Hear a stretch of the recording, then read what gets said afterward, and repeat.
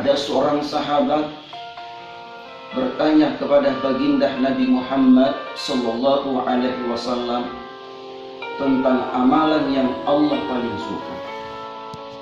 Ya Rasulullah, kata sahabat, beritahukan kepada saya amalan yang Allah paling suka. Maka Rasulullah menjawab, amalan yang pertama yang Allah cintai, yang Allah suka adalah sholat tepat waktu. Lalu yang kedua adalah birrul walidain, berbuat baik kepada kedua orang tua.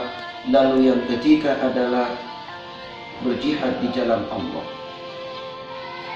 Lalu ada juga seorang sahabat bertanya kepada Nabi tentang dosa besar. Ya Rasulullah, beritahukan kepadaku dosa-dosa besar di sisi Allah. Lalu Rasul menjawab, yang pertama adalah syirku billah, syirik atau menduakan Allah. Lalu yang kedua adalah durhaka kepada kedua orang tua. Lalu yang ketiga adalah lari dari medan jihad. Dari hadis ini kita sudah dapat memahami bahwa dosa besar yang kedua setelah syirik adalah durhaka kepada kedua orang tua. Sedangkan pahala yang kedua yang Allah sukai, yang Allah cinta adalah birrul walidain, berbuat baik kepada kedua orang tua.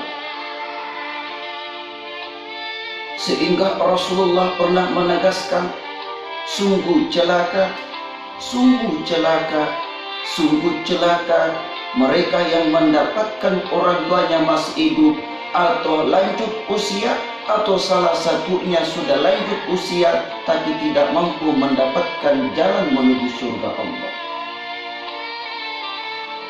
Ya Rasulullah, kata sahabat, kepada siapa saya harus hormat? Lalu Rasul menjawab, ummukah ibumu? Lalu siapa lagi? Ummukah ibumu?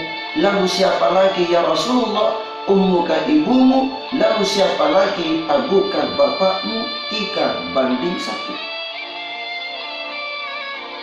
Kenapa 3:1? Tidak ada seorang suami atau seorang laki-laki yang mengandung kecuali seorang ibu.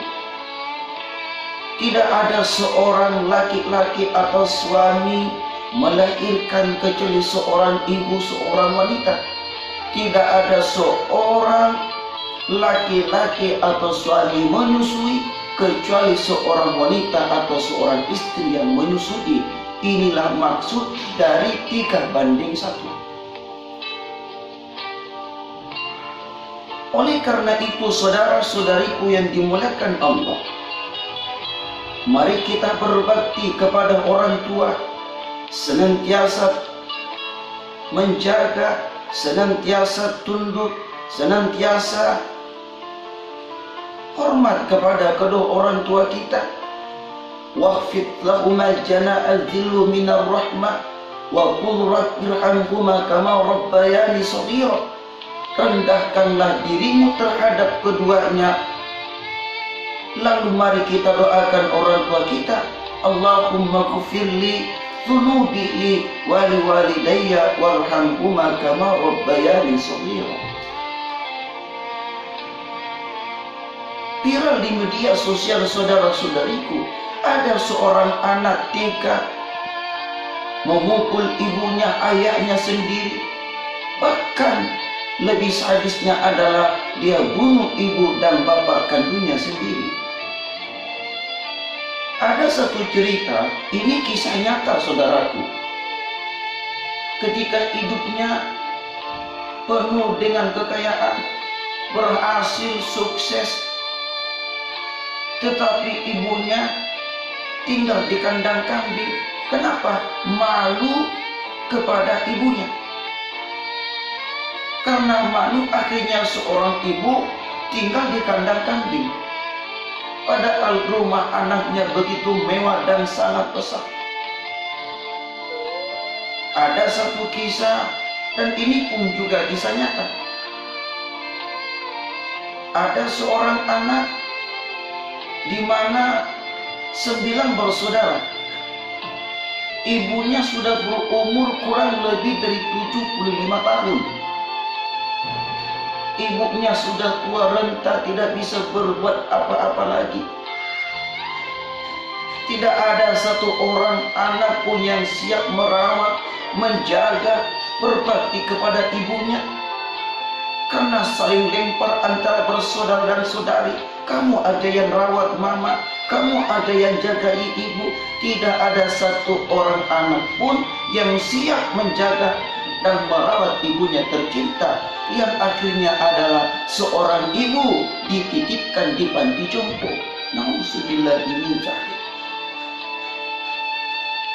Maka benarlah kata ulama, seorang ibu mampu menjaga, menghidupkan 9 seorang anak. Tetapi 9 seorang anak belum ada jaminan mampu menghidupkan seorang ibu. Mari kita mencoba merenung diri, saudara-saudariku. Kita bisa menikmati indahnya dunia itu karena perjuangan siapa? Kita bisa sukses seperti ini, bapak-bapak, ibu-ibu punya jabatan dan pangkat yang indah, harta yang banyak, itu karena perjuangan dan doa siapa? Itu karena perjuangan doa seorang ibu dan ayah. Ibu kita yang mengandung kita selama 9 bulan lebih, bahkan ada yang kurang dari 9 bulan lebih, bahkan ada lebih dari 9, bahkan 10 bulan. Setiap hari dia rawat kita di dalam kandungannya, setiap saat berhati-hati makan dan minum demi kesehatan seorang anak tercinta. Tidur pun tidak terlalu nyenyak tidurnya, terbatas tidurnya. Ketika seorang ibu melahirkan kita, maka pada saat-saat itulah seorang ibu perjuangannya yang begitu berat, di mana nyawa taruhannya. Ibu melahirkan kita, berteriak kesakitan yang amat sakit, saudaraku. Berdarah, bernanah, keringat menjadi satu. Bahkan ada satu buku menjelaskan, ketika seorang ibu melahirkan kita, bagaikan 300 persendian tubuh patah pada hari itu. Allahu Akbar. Begitu hebat perjuangan seorang ibu. Bahkan kita pernah mendengar, atau mungkin kita pernah melihat, ketika seorang ibu dihadapkan dengan 2 persoalan, kata dokter atau kata ibu, 2 pilihan. Kalau bukan Anda yang selamat, anakmu yang diselamatkan. Maka demi Allah, orang ibu pasti berkata, dokter, selamatkan anakku. Anakku lebih mulia, anakku engkau selamatkan. Begitu cinta seorang ibu kepada anaknya. Ini ada satu kasus, saudaraku. Kasus ini di luar negeri. Bertahun-tahun menanti seorang anak. Setiap saat berusaha agar diberikan anak oleh Allah. Pada saat diberikan rezeki anak, pada saat melahirkan, ibunya mati, anaknya selamat. Pada saat kita dilahirkan, pada saat kita sudah hadir di dunia ini, demi Allah, ibu belum berhenti memperjuangkan kita. Dia didik kita, dia ajarin kita sejak kecil. Ketika di tengah malam kita kencing, ibu yang masih tertidur, tiba-tiba kita menangis, maka ibulah yang bangun, mengganti popok kita, membersihkan kencing kita. Pada saat kita lagi berak, maka datanglah ibu membersihkan kita. Di tengah malam kita mau menyusui, mau makan bubur misalkan, maka ibu bangun di tengah malam ke dapur memasak. bubur tersebut lalu memberikan makan kepada kita. Apa sampai di situ perjuangan ibu? Tidak, demi Allah. Saat kita masuk SD, maka ibulah yang sangat repot. Pada saat kita masuk SD, dibangunkan kita di waktu subuh, dimandikan kita, disetrika pakaian kita. Setelah disetrika pakaian kita, maka ibu menyuruh kita sarapan pagi. Setelah sarapan pagi, maka ibulah yang mengantar kita ke sekolah. Bahkan seorang ibu menjaga kita sampai pulang ke rumah. Subhanallah, seorang ibu.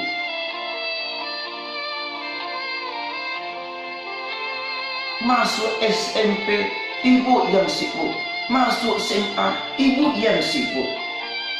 Bahkan ketika kita melakukan kesalahan di sekolah, ketika ada surat panggilan dari sekolah, datanglah ibu dengan tegarnya. Walaupun sesungguhnya malu, tetapi demi anaknya tercinta, demi kesuksesan seorang anak, maka datanglah seorang ibu dengan rasa malunya disembunyikan dalam dirinya. Tegar ibu kita. Oleh karena itu, saudara-saudariku yang dimuliakan Allah, berbaktilah kepada ibu dan ayah kita. Hormatlah selalu kepada ibu kita tercinta. Dan jangan pernah sekali-kali durhaka kepada ibu. Jangan sekali-kali kita berkata kepada ibu, fala taqul lahuma uffin. Janganlah engkau berkata kepada ibu dan ayahmu dengan perkataan saja, itu dosa besar. Apalagi kita mencaci maki, menampar, memukul seorang ibu. Seorang sahabat yang bernama Alqamah. Siapa sih yang tidak kenal kisah Alqamah? Alqamah ini seorang sahabat yang senantiasa berjihad, yang senantiasa sholat berjamaah dengan Nabi. Pada intinya sahabat Alqamah ini ahli ibadah. Walaupun dia ahli ibadah, tetapi detik-detik kematiannya Alqamah tidak mampu mengucapkan la ilaha illallah. Dituntung oleh Bilal, Alqamah tetap tidak bisa mengucapkan la ilaha illallah. Datanglah Nabi, maka Nabi berkata, Alqamah pasti melakukan dosa besar. Mana ibunya? Maka datanglah seorang istri, ya Rasulullah, Alqamah durhaka kepada ibunya. Dia caci ibunya, dia maki ibunya. Mana ibunya? Pergi ya Rasul. Pergi kemana? Entah ya Nabi. Maka Rasulullah pergi mencari seorang ibu. Ketemulah ibunya Alqamah. Lalu Rasul berkata kepada ibundanya Alqamah, ibu, saat ini Alqamah sedang tersiksa, tidak mampu mengucapkan kalimat la ilaha illallah. Maafkan anakmu Alqamah, wahai ibu. Lalu seorang ibu berkata, ya Rasulullah, saya kecewa dengan Alqamah. Alqamah nyakitin saya, ya Rasulullah. Alqamah sudah durhaka melakukan kesalahan besar kepada saya, ya Rasulullah. Saya tidak mau memaafkan Alqamah, ya Rasulullah. Lalu Rasul berkata, kalau ibu tidak memaafkan Alqamah, agar Alqamah terbebas dari siksaan yang dia rasakan saat ini, maka Alqamah dibakar. Ketika kayu sudah dikumpulkan, lalu kayu tersebut dibakar, lalu kata Rasul, lemparkan Alqamah ke dalam api tersebut. Demi Allah, hati seorang ibu selalu terbuka untuk anak-anaknya. Demi Allah, saudara-saudari yang dimuliakan Allah, hati ibu tidak pernah sekeras batu. Sejahat apapun kita, sedurhaka apapun kita, sedosa apapun kita kepada ibu, hati ibu selalu terbuka untuk anak-anaknya. Lalu kata ibu Alqamah, ya Rasulullah, memang Alqamah durhaka kepada saya. Memang Alqamah menyakiti perasaan saya, tapi ya Rasulullah, saya tidak sanggup melihat anak saya terbakar dengan api. Maka pada saat itu seorang ibu mengucapkan, ya Rasulullah, engkau menjadi saksi anakku Alqamah, saya maafkan ya Rasulullah. Pada saat itu pula Alqamah mampu mengucapkan la ilaha illallah. Maka siksaan tercepat di dunia ini adalah orang-orang yang durhaka kepada ibu dan ayahnya. Jangan cari surga di luar, saudara-saudariku, sebelum kita mendapatkan surga di rumah kita. Siapa sih surga di rumah kita? Dia adalah ibu dan ayah kita. Dia adalah ibu dan ayahmu. Jadikanlah ibu dan ayah kita sebagai raja dan ratu. Maka Allah menjadikan kita raja dan ratu di kala-kala akhirat.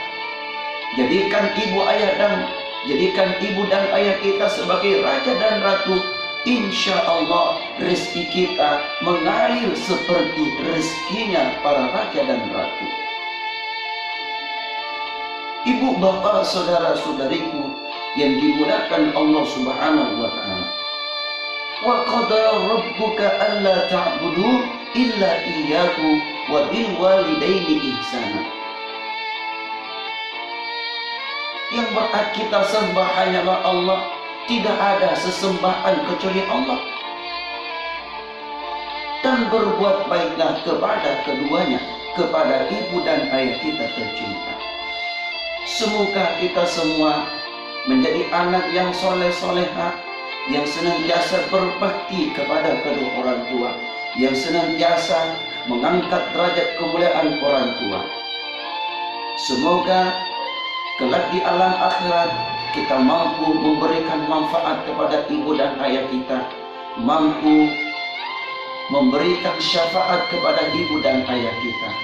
Sekali lagi, kepada ibu bapak yang dimuliakan Allah, senantiasa kita jaga, senantiasa kita rawat ibu ayah kita ketika ibu sudah lanjut usia. Siapa lagi yang merawat mereka kalau bukan kita yang merawat? Saatnya kita yang merawat ibu kita, saatnya kita yang memberikan makan kepada ibu ayah kita, saatnya kita memberikan kebaikan kepada ibu ayah kita. Semoga ada manfaat saudara-saudariku. Assalamualaikum warahmatullahi wabarakatuh.